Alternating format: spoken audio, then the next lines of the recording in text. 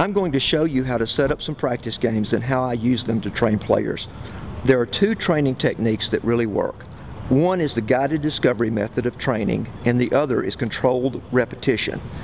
The guided discovery method guides players through a step-by-step process of improvement, so the players understand what they can do to improve, and very importantly, they see that what the coach recommends works.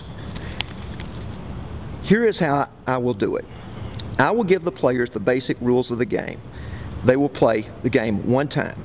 At the end of each game, I will ask each player's score and give one tip.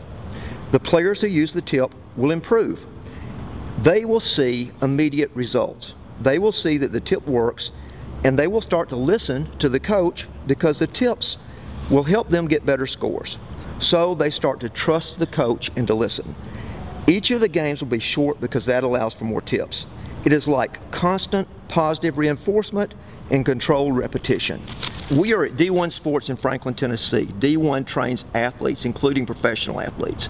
I've never before met the boys I'm working with today. They are recreational players, not travel team players. So this is like a first practice. I intentionally keep the practice game short. We will only play to 6 in most games. I'm going to tell the players that if they hustle and if they have a great attitude, that I will reward them after practice with some of our motivational reward patches. That's it for this video. There are lots of soccer coaching videos on Soccer Help that show our practice games, formations, how to teach soccer positions, and lots of soccer coaching tips. Thanks for watching.